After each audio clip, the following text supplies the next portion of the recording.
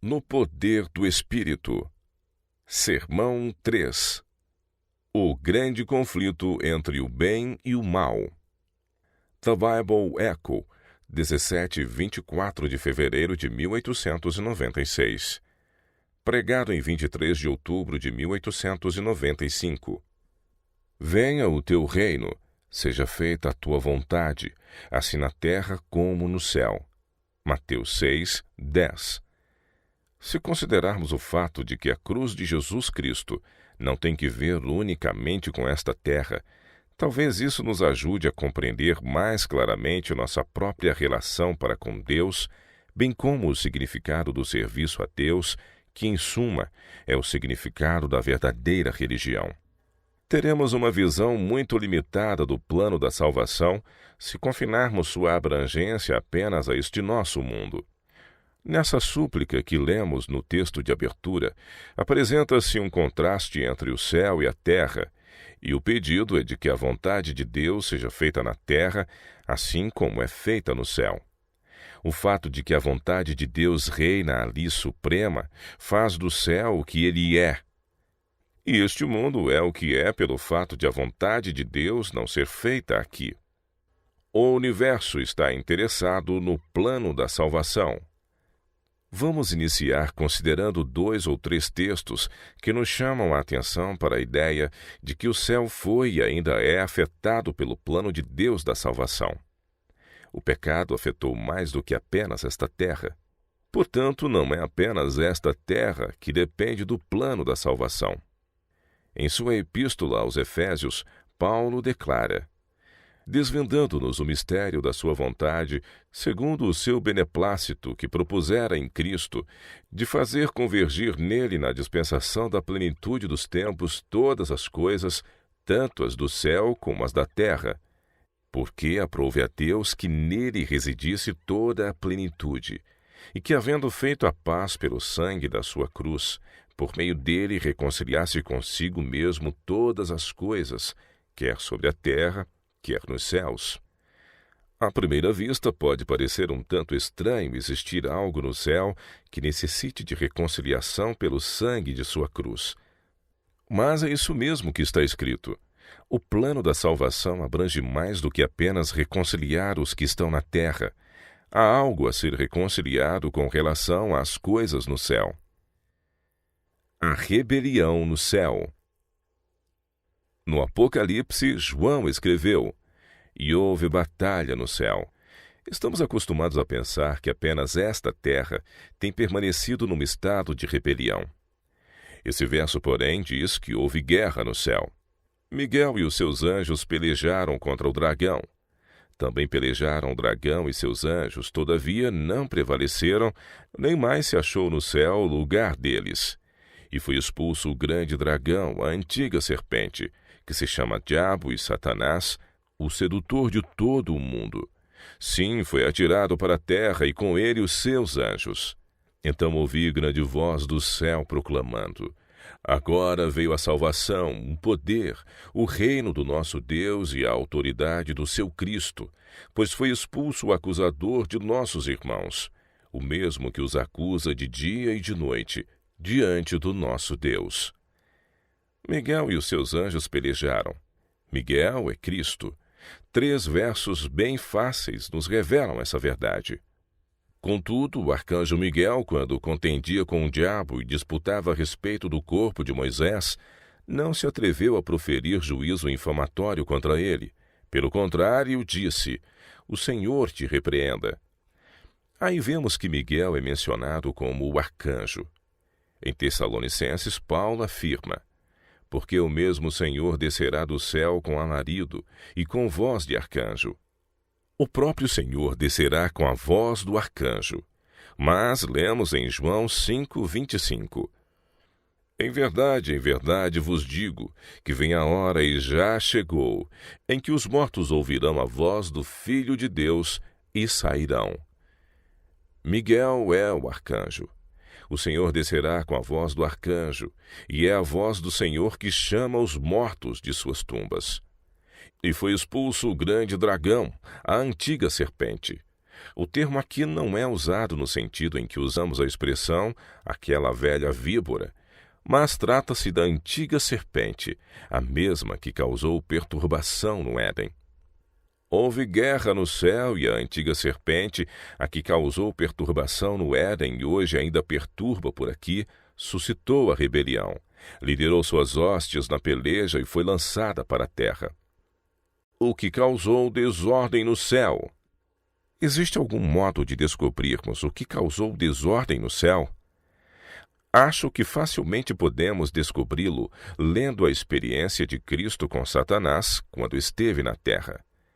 Estando, pois, o povo reunido, perguntou-lhes Pilatos: A quem quereis que eu vos solte? A Barrabás ou a Jesus, chamado Cristo? Porque sabia que por inveja o tinham entregado. Em primeiro lugar, foi a inveja da parte de Satanás contra Cristo que causou a guerra no céu. Assim, os que se opõem a Cristo demonstrarão a mesma disposição ainda hoje. Referindo-se à experiência dos que haviam sido convertidos e da vida que antes levavam, Paulo declara: Pois nós também outrora éramos nécios, desobedientes, desgarrados, escravos de toda sorte de paixões e prazeres, vivendo em malícia e inveja, odiosos e odiando-nos uns aos outros. A inveja é característica do coração natural, como vemos em Romanos 1:29, cheios de toda injustiça, malícia, avareza e maldade, possuídos de inveja. Foi a inveja que causou oposição a Cristo quando aqui esteve em carne. E a inveja era simplesmente uma continuação desse mesmo sentimento que causara a contenda no céu. Que é inveja? É o desejo que alguém tem de ocupar uma posição mais elevada do que a que ocupa. É possuir um sentimento exagerado de seu valor próprio. O amor jamais pensa dessa maneira, pois o amor não é invejoso. As Escrituras deixam bem claro que foi o sentimento de inveja da parte de Satanás que gerou todo o transtorno no céu. Como caíste desde o céu, ó Lúcifer, filho da alva! Como foste cortado por terra, tu que debilitavas as nações, e tu dizias no teu coração. Note as próximas 5 afirmações e veja como cada uma se inicia. Eu subirei ao céu, acima das estrelas de Deus exaltarei o meu trono, e no monte da congregação me assentarei, aos lados do norte. Subirei sobre as alturas das nuvens, e serei semelhante ao Altíssimo. Ezequiel também fala acerca de Satanás. Assim diz o Senhor Deus: Tu és o sinete da perfeição, cheio de sabedoria e formosura. Estavas no Éden, jardim de Deus. De todas as pedras preciosas te cobrias: o sárdio, o topázio, o diamante, o berilo, o ônix, o jaspe, a safira, o carbúnculo e a esmeralda. De ouro se te fizeram os engastes e os ornamentos. No dia em que foste criado, foram eles preparados. Tu eras querubim da guarda ungido e te estabeleci. Permanecias no monte santo de Deus, no brilho das pedras andavas. Perfeito eras nos teus caminhos, desde o dia em que foste criado até que se achou iniquidade em ti. Na multiplicação do teu comércio se encheu o teu interior de violência e pecaste. Pelo que te lançarei profanado fora do monte de Deus e te farei perecer, ó querubim da guarda, em meio ao brilho das pedras. Elevou-se o teu coração por causa da tua formosura. Corrompeste a tua sabedoria por causa do teu resplendor. Lancei-te por terra, diante dos reis te pus, para que te contemplem. Com esses versos, vocês podem ver que foi um sentimento de inveja por parte de Satanás que causou a discórdia no céu. Cristo era o unigênito Filho de Deus e não um ser criado. Satanás, por sua vez, era criado. Como Filho unigênito, Cristo podia adentrar completamente nos conselhos de Deus. E pelo fato de Satanás não ter o mesmo privilégio de Cristo, a inveja brotou em seu coração e ele determinou-se no seguinte pensamento: Eu me exaltarei. Começou a incitar a rebelião e a dizer: Deus é arbitrário. Dessa forma começou a ganhar simpatizantes. Estamos escravizados, mas eu tenho um plano melhor de governo. Escolham-me como líder, me exaltem, e então exaltarei vocês. Você percebe que esse mesmo princípio tem estado presente no mundo desde a queda? Ou seja, você me exalta e eu exalto você, talvez. A insatisfação de Satanás. Satanás conseguiu ajuntar um número suficiente de seguidores para fazer uma rebelião no céu. Sendo dali expulso, decidiu estabelecer seu reino nesta terra e mostrar ao universo que ele poderia governar de fato. Gradualmente estenderia seu governo até arrebatar de Deus o domínio, e então seria como o Altíssimo, seria Deus. Começou da mesma forma que havia iniciado no céu, isto é, criando insatisfação. Ele disse à mulher: Deus sabe que no dia em que vocês comerem do fruto da árvore do conhecimento, serão como deuses. A razão apresentada por Deus para que vocês não comam dessa árvore é uma mentira. Ele declarou que vocês iriam morrer, mas isso não vai acontecer. A verdade é, quando vocês comerem dessa árvore, serão como Deus. Ele não deseja isso e, por esse motivo, está tentando impedi-los. Se vocês me ouvirem e comerem, serão como deuses. E eles comeram. Fazendo isso, Adão mostrou-se desleal a Deus e transferiu todas as coisas às mãos de Satanás. Adão e o seu domínio. Num sentido especial, Adão era filho de Deus. Filho de Enos, filho de Sete, filho de Adão, filho de Deus. Ele era filho de Deus num sentido diferente daquele que nós o somos. Amados, agora somos filhos de Deus. Somos filhos de Deus pela recriação. Adão era filho de Deus pela criação inicial. Ele foi posto aqui para dominar sobre esta parte do universo como representante de Deus. Também disse Deus: façamos o homem à nossa imagem, conforme a nossa semelhança. Tenha ele domínio sobre os peixes do mar, sobre as aves dos céus, sobre os animais domésticos, sobre toda a terra e sobre todos os répteis que rastejam pela terra. Deus fez Adão seu primeiro ministro e confiou o domínio em suas mãos, reconhecendo-o como seu representante na terra. O domínio usurpado pela fraude. Sendo expulso do céu em razão daquela guerra, o diabo vem para a terra e, por meio de engano, induz Adão, o representante de Cristo, a entregar-lhe o domínio da terra. Ele toma posse da terra mediante mentiras e fraude e decide realizar aquilo que havia fracassado em fazer no céu. As Escrituras reconhecem esse fato. Cristo disse: já não falarei muito convosco, porque aí vem o príncipe do mundo, e ele nada tem em mim. Nos quais o Deus deste século cegou o entendimento dos incrédulos. Satanás faz referência a esse fato por ocasião da tentação de Cristo no deserto. E o diabo, levando-o a um alto monte, mostrou-lhe num momento de tempo todos os reinos do mundo. E disse-lhe o diabo: dar-te-ei a ti todo este poder e a sua glória, porque a mim me foi entregue, e dou-o a quem quero. Portanto, se tu me adorares, tudo será teu.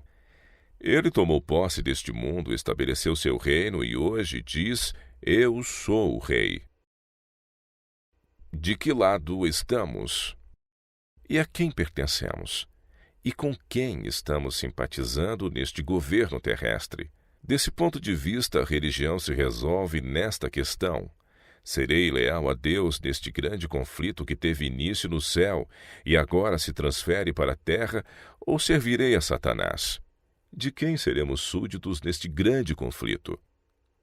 A essência dos dois reinos. Satanás fundou seu reino por meio de fraude e usurpação e o mantém mediante a força. Essas são as características dele. Deus, porém, é amor.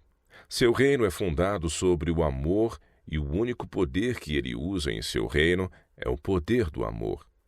A acusação que Satanás lançou contra Deus foi a de que Deus era arbitrário, determinado a fazer as coisas do seu próprio jeito e que não amava seu povo. Satanás prometeu que, se os anjos o seguissem, estabeleceria um reino melhor. Resta, portanto, que essa promessa se realize. Embora Deus possa ver o fim desde o princípio, os seres criados não podem.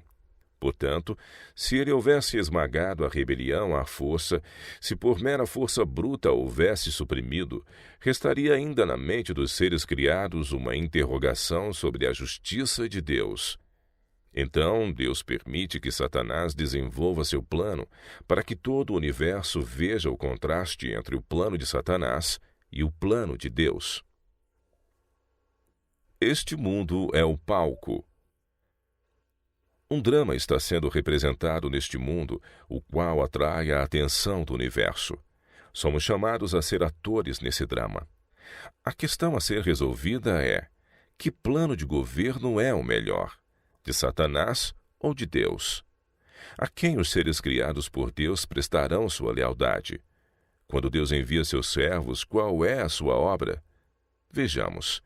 Livrando-te do povo e dos gentios, para os quais eu te envio, para lhes abrires os olhos e os converteres das trevas para a luz e da potestade de Satanás para Deus, a fim de que recebam eles remissão de pecados.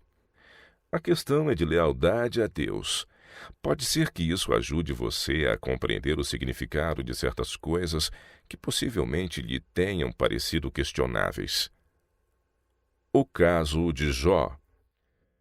O caso de Jó é marcante e provavelmente tem sido motivo de consideração por todos os que já tiveram a Bíblia em mãos. Abram comigo no primeiro capítulo do livro de Jó e acompanhem o caso com esse pensamento em mente. Num dia em que os filhos de Deus vieram apresentar-se perante o Senhor, veio também Satanás entre eles. Que direito tinha ele de estar lá? Esses filhos eram representantes de Deus nas diversas partes do universo. Adão era um filho de Deus e foi posto nesta terra a fim de que, sob a tutela de Deus, exercesse domínio sobre a terra. Contudo, ele traiu seu domínio e Satanás entrou e tomou seu lugar. Assim, quando o concílio foi convocado a fim de que os representantes de Deus se ajuntassem para deliberar quanto à conduta em seu território, veio também Satanás. Ao ser feita a chamada, a terra respondeu: presente. Mas foi Satanás e não Adão quem respondeu. Então perguntou o Senhor a Satanás: de onde vens? Satanás respondeu ao Senhor e disse: de rodear a terra e passear por ela. Sede sóbrios e vigilantes, o diabo vosso adversário anda em derredor, como leão que ruge, procurando alguém para devorar. O Filho do Homem não veio para destruir as almas dos homens, mas para salvá-las. Ele andava fazendo o bem. Observaste o meu servo Jó? Porque ninguém há na terra semelhante a ele, homem íntegro e reto, temente a Deus e que se desvia do mal. Então respondeu Satanás ao Senhor: porventura Jó debalde teme a Deus?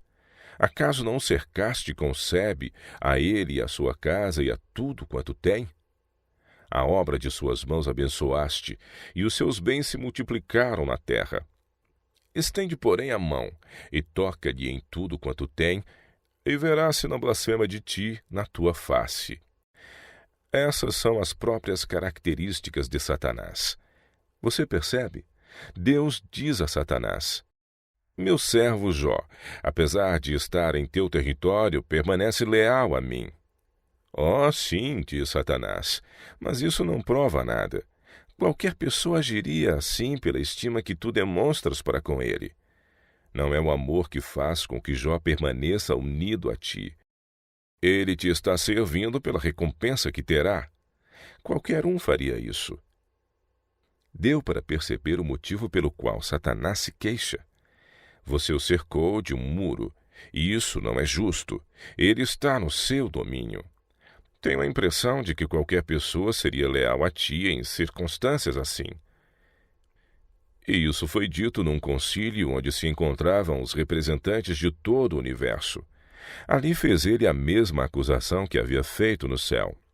E ao invés de decidir a questão ali mesmo de forma arbitrária, o Senhor disse: Eis que tudo quanto ele tem está em teu poder. Somente contra ele não estendas a mão. Sabemos o que sucedeu. As posses de Jó, uma após outra, lhe foram tomadas, e para finalizar, seus filhos foram mortos, e ele ficou totalmente só. Foi então aconselhado a desistir de tudo. Porém, em tudo isto Jó não pecou, nem atribuiu a Deus falta alguma. Satanás novamente se apresenta perante Deus. O livro de Jó menciona um segundo concílio no céu. Num dia em que os filhos de Deus vieram apresentar-se perante o Senhor, veio também Satanás entre eles a apresentar-se perante o Senhor. Então o Senhor disse a Satanás: De onde vens? Respondeu Satanás ao Senhor e disse: De rodear a terra e passear por ela. Perguntou o Senhor a Satanás: Observaste o meu servo Jó? Porque ninguém há na terra semelhante a ele, homem íntegro e reto, temente a Deus e que se desvia do mal. Ele conserva a sua integridade, embora me incitasses contra ele para o consumir sem causa.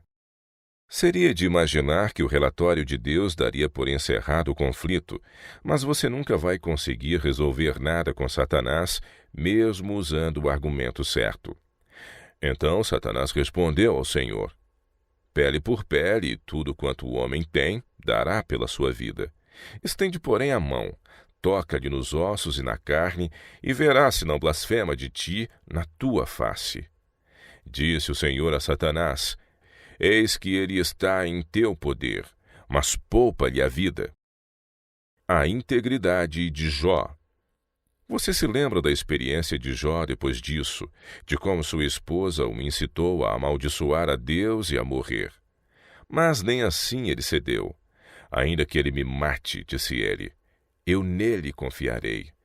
Ele disse ainda: Tão certo como vive Deus que me tirou o direito e o Todo-Poderoso que amargurou a minha alma, enquanto em mim estiver a minha vida e o sopro de Deus nos meus narizes, nunca os meus lábios falarão injustiça, nem a minha língua pronunciará engano.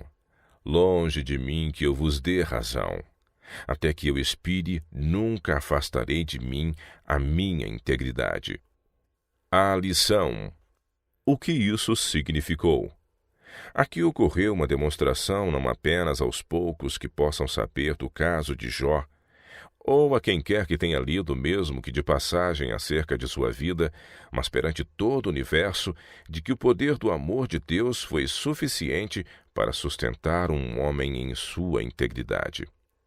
Apesar de suas posses, seus filhos e tudo o que era seu terem sido destruídos, ainda assim o amor de Deus tinha para com ele e o amor que havia florescido em seu coração para com Deus foram suficientes para o sustentar, a ponto de ele dizer: mesmo que eu morra, não abandonarei a minha integridade.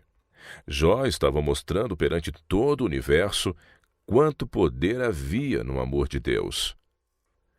Muitas vezes passamos por experiências que não podemos entender. Qual a causa desta aflição? Por que veio esta perda? Por que vêm esses problemas? Você percebeu que Jó estava perante o universo como um homem em quem se podia confiar para revelar como o poder do amor de Deus podia mantê-lo firme em sua confiança, demonstrando que no amor de Deus há um poder suficiente para nos sustentar nas tribulações? Você já se perguntou por que um homem como João Batista encerrou sua vida como fez?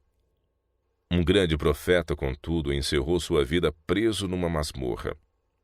Sua cabeça foi decepada e o seu tronco enterrado pelos seus discípulos, e eles foram e contaram a Jesus.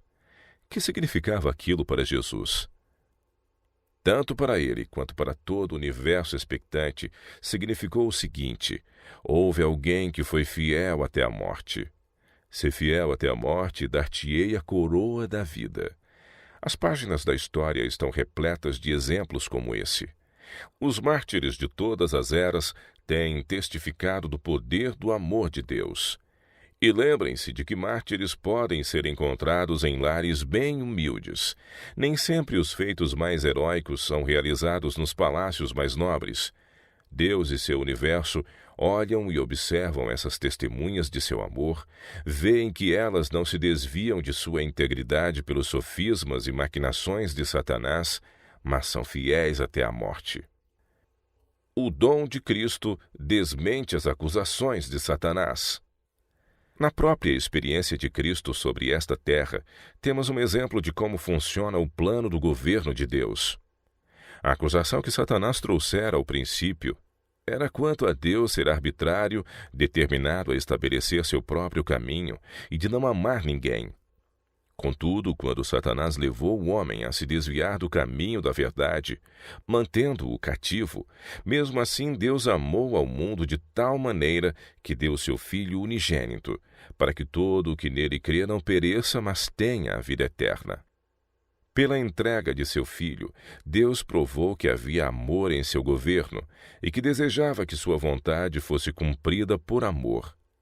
Pelo amor que tinha para com seus seres criados, entregou seu único Filho a fim de tornar possível que sua vontade se cumprisse na terra. Cristo veio ao mundo a fim de executar esse plano de maneira que o homem possa ser leal a Deus, se assim o quiser. O clímax do conflito. Você percebe então que quando Cristo veio, tal evento foi o clímax do conflito entre ele e Satanás. Se Satanás de alguma forma fosse capaz de desviar Cristo, o segundo Adão, o representante da raça humana que recomeçava, se ele pudesse de alguma forma vencê-lo, ele triunfaria e estabeleceria seu reino aqui. Assim, sobre Cristo foi trazida toda a tentação que pudesse existir e todo o poder da malignidade que estava atuando em Satanás por milhares de anos. E para efetuar seu propósito, ele seguiu Cristo a cada passo do seu caminho, da manjedoura até a cruz. Ele estava decidido a fazer com que Cristo não fosse leal a Deus enquanto estivesse em seu domínio. Quando chegou a ocasião de Cristo ir à cruz, Satanás instigou os homens a praticar tudo o que a sua malignidade pôde inventar. Ele os incitou a derrotar a natureza humana de Cristo, de modo a fazê-lo desviar-se do caminho da lealdade. Tentou suborná-lo. «Reconheça meu direito ao reino da terra», disse ele, «e a ti darei todos estes reinos». Mas Cristo não podia fazer isso, pois era justamente o ponto do conflito. Chegamos ao clímax do combate na morte de Cristo. Satanás havia acusado Deus de que seu governo era arbitrário e severo e declarou que promoveria para seus súditos um governo melhor. O universo observava como isso se desenrolaria. A maldição da desobediência repousava sobre a terra, mas Cristo veio redimi-la, fazendo-se maldição por nós. Satanás incitou os judeus até que tiraram sua vida, e assim Satanás tornou-se o assassino do Filho de Deus. Mediante seu dom a este mundo, Deus demonstrou que desejava que sua vontade, a lei do amor e da obediência incondicional, se cumprisse na terra assim como o é no céu. Para tornar isso possível, estava disposto a dar seu único filho para morrer. Satanás revelou que estava tão disposto a fazer as coisas a seu próprio modo, que estava disposto a tornar-se o assassino do Filho de Deus. Tudo isso aconteceu à vista do universo. E qual foi a consequência? O governo de Deus foi vindicado perante o universo. Vindicação do governo de Deus. Ora, havia alguns gregos entre os que tinham subido a adorar no dia da festa. Estes, pois, dirigiram-se a Filipe, que era de Betsaida, da Galiléia, e rogaram-lhe, dizendo: Senhor, queríamos ver a Jesus. Filipe foi dizê-lo a André, e então André e Filipe o disseram a Jesus. E Jesus lhes respondeu, dizendo: É chegada a hora em que o Filho do Homem há de ser glorificado. Agora é o juízo deste mundo, agora será expulso o príncipe deste mundo. E eu, quando for levantado da terra, todos atrairei a mim. Jesus Cristo, levantado entre o céu e a terra sobre a cruz, atraiu para si tanto a terra como o céu. Por meio da morte destruiu aquele que tinha o poder da morte, a saber, o diabo. Não é frequente um rei ganhar seu reino morrendo, mas Jesus Cristo ganhou tanto o seu reino quanto os seus súditos mediante a morte, e por meio dela destruiu seu inimigo. A cruz selou o destino de Satanás.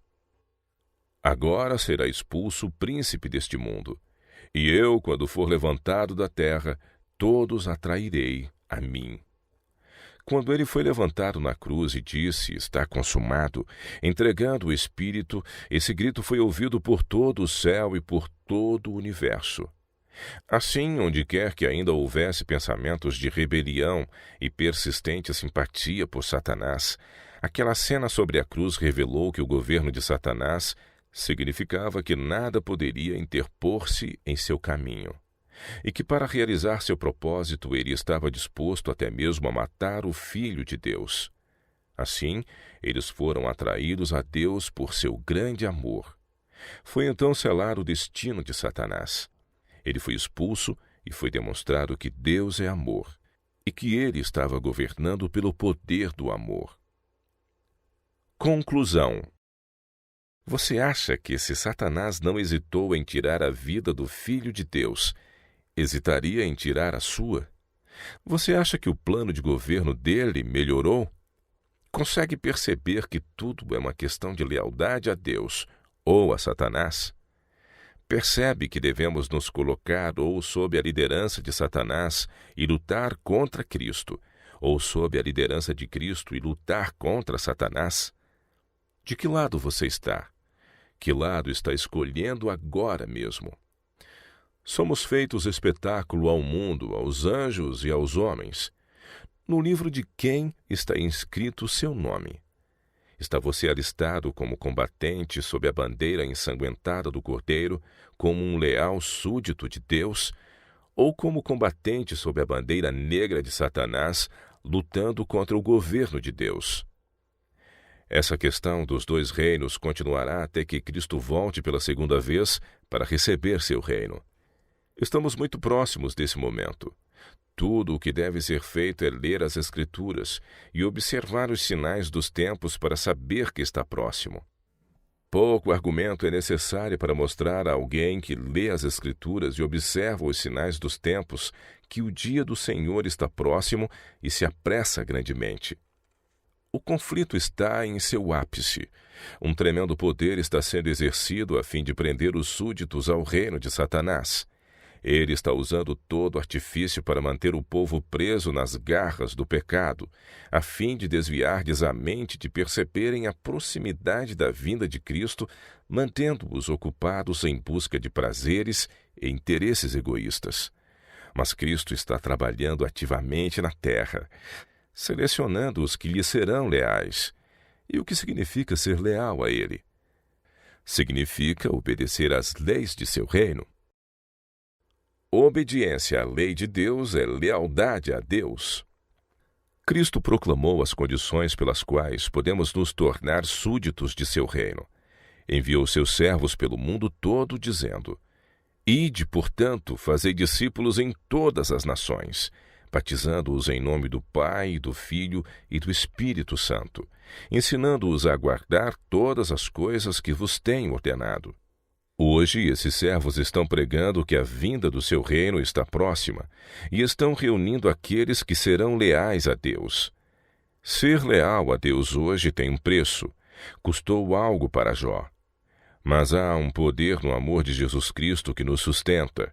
Há algo em seu amor que irá satisfazer toda a alma sedenta e nutrirá todos os que se achegarem a Ele. Hoje é feito o chamado. Retirai-vos do meio deles, separai-vos. Uma mensagem especial. Os dois reinos não se podem unir. Contudo, parece existir uma tentativa de fazê-los correr juntos. Isso não pode ser feito. Eles são perfeitamente opostos um ao outro. Luz e trevas não se misturam. O amor e o ódio são características opostas e não se podem misturar. Na crucificação, a cruz de Jesus Cristo fez uma separação entre os penitentes e os impenitentes, e hoje ela causa a mesma divisão. E agora, Deus está enviando uma mensagem especial de lealdade à sua lei. Ele chama todos os que quiserem a se dedicar à obediência às leis do seu reino. E mais do que isso, ele preparou nesta última geração um notável sinal de lealdade. Há uma convocação especial para a parte de sua lei que tem sido posta de lado. Santificai os meus sábados, pois servirão de sinal entre mim e vós, para que saibais que eu sou o Senhor vosso Deus. Nesta geração, o Senhor estabeleceu o seu sábado como um sinal especial de que ele criou os céus e a terra por meio de Jesus Cristo. No princípio era o Verbo, e o Verbo estava com Deus, e o Verbo era Deus. Todas as coisas foram feitas por intermédio dele, e sem ele nada do que foi feito se fez. O sábado foi estabelecido como um sinal especial de lealdade para com Deus, de obediência à sua lei, de nossa crença no poder criador e na divindade de Jesus Cristo, nosso Senhor. Será que vamos escolher a Ele como nosso Senhor, passando do reino das trevas para o reino da luz? Em breve Ele voltará, e quando voltar aquele a quem pertence o direito de reinar, irá reinar. Ele redimiu a terra, e quando vier salvará todos os que forem obedientes às suas leis e se reconhecerem como estando sob a liderança de Cristo. Vi o céu aberto, e eis um cavalo branco. O seu cavaleiro se chama Fiel e Verdadeiro, e julga e peleja com justiça. Os seus olhos são chama de fogo. Na sua cabeça há muitos diademas. Tem um nome escrito que ninguém conhece senão ele mesmo. Está vestido com um manto tinto de sangue. E o seu nome se chama o Verbo de Deus, e seguiam-no os exércitos que há no céu, montando cavalos brancos, com vestiduras de linho finíssimo, branco e puro. Sai da sua boca uma espada afiada, para com ela ferir as nações, e ele mesmo as regerá com cetro de ferro, e pessoalmente pisa o lagar do vinho do furor da ira do Deus Todo-Poderoso.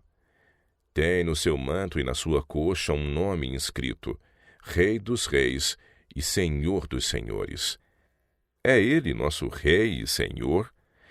Os que o reconhecem agora como Rei dos Reis e Senhor dos Senhores estarão prontos para dizer quando ele for revelado: Eis que este é o nosso Deus em quem esperávamos, e ele nos salvará.